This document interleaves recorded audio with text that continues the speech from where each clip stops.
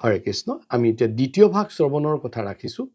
প্ৰথম ভাগ কথাত শ্ৰৱণম মানে কি এই সম্পৰ্কে আলোচনা কৰিলোঁ এতিয়া আমি দ্বিতীয় ভাগ কথাত ৰাখিব বিচাৰিছোঁ যে হৰিৰ কথা শ্ৰৱণমৰ দ্বাৰা আমি কেনেকৈ ভক্তি ভাৱ আমাৰ জাগি উঠিব আৰু ই কেনেকৈ আমাক ভগৱত ধামত যোৱাত সহায় কৰিব প্ৰথম কথা হ'ল যে এই শ্ৰৱণম বা হৰিৰ কথা আমি ইতিমধ্যেই কৈছোঁ হৰিৰ বিষয়ে বা হৰিয়ে নিজে যি কৈছে বা হৰিৰ ৰূপ গুণ আদি শুনাটো হৈছে শ্ৰৱণম আমি ক'ৰ পৰা শুনিব লাগিব এজন শুদ্ধ ভক্তৰ মুখেৰে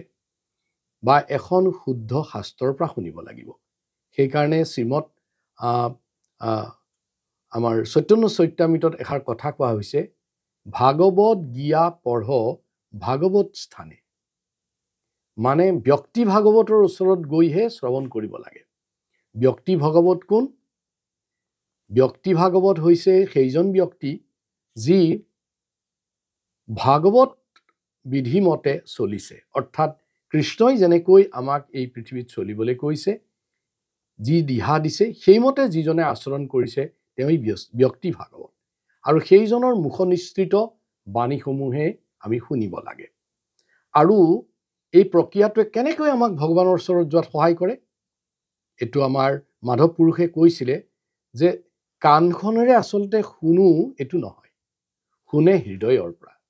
কাণখন এখন হৈছে গ্ৰন্থি যি শ্ৰৱণটো গ্ৰহণ কৰে ৰিচিপশ্যন কৰে ই শুনে মাত্ৰ ই গ্ৰহণ কৰে তো কাণেটো বুজি নাপায় গতিকে কাণৰ মাজেদি কাণৰ মাধ্যমেৰে আমি হৃদয়ৰ পৰা আচলতে শুনো আমি যে কওঁ মনটো লগাই শুনিব লাগিব মোৰ শুনিবলৈ মন গৈছে এই মন যাব লাগিব তেতিয়াহে কাণখনেদি অহা কথাবোৰ হৃদয়ত সোমাব মাধৱ পুৰুষে এটা সৰু ঘোষা গাইছিলে হে কৰ্ণপথে ভকতৰ হিয়াত প্ৰবেশী হৰি দুৰ্বাসনা হৰে সমস্তয় যে কাণৰ মাজেদি ভগৱান আহি সোমাবলৈ দিব লাগিব আৰু আহি হৃদয়ত সোমাই ভগৱানে কি কৰিব তাত এনেই বহি নাথাকে দুৰ্বাসনা হৰে সমস্তয় আমাৰ যিমানখিনি আমাৰ কুলহ থাকে ভগৱানৰ কথা শুনাত যিমানখিনি বাধা থাকে এই সকলোবিলাক পৰিষ্কাৰ কৰি দিব আৰু ইয়াৰ ফলত আমাৰ হৃদয়খন পৰিষ্কাৰ হৈ যায় অৰ্থাৎ শ্ৰৱণৰ প্ৰথম প্ৰক্ৰিয়াটো হয় কাণখনৰ মাজেদি দিব্য শব্দবিলাক হৃদয়ত প্ৰৱেশ কৰে আৰু হৃদয়খন পৰিষ্কাৰ হৈ পৰে আৰু তেতিয়া যিজনৰ হৃদয় পৰিষ্কাৰ হৈ উঠে তেওঁই হৈ উঠে এজন শুদ্ধ ভক্ত আৰু এই শুদ্ধ ভক্তজনে এই অৱস্থাত ভগৱানৰ বিষয়ে ভগৱানৰ জ্ঞান বুজিবৰ বাবে তেওঁ যোগ্য সম্পন্ন হৈ উঠে আৰু তাৰ পাছত যেতিয়া তেনেজন ব্যক্তি যিজনে ভগৱানৰ কথা শুনিবলৈ উৎসুক ব্যাকুলিত সেইজন ব্যক্তিক আৰু ভগৱানে এই ধৰাতলত নথয় তেওঁ নিজে আহি ভগৱানে সেই ব্যক্তিজনক নিজৰ ধামলৈ লৈ যায়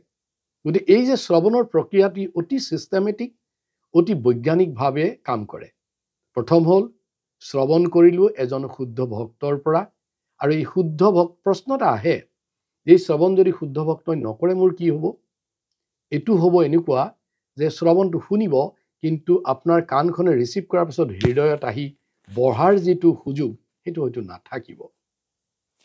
গতিকে আমি শুদ্ধ ভক্তৰ পৰা হৰি কথা শুনিলে সেই কথাবোৰ আহি আমাৰ হৃদয় পৰিষ্কাৰ কৰে আৰু এই পৰিষ্কাৰ হৃদয়েৰে ব্যক্তিজন হৈ পৰে হৰিৰ কথা হৰিৰ জ্ঞান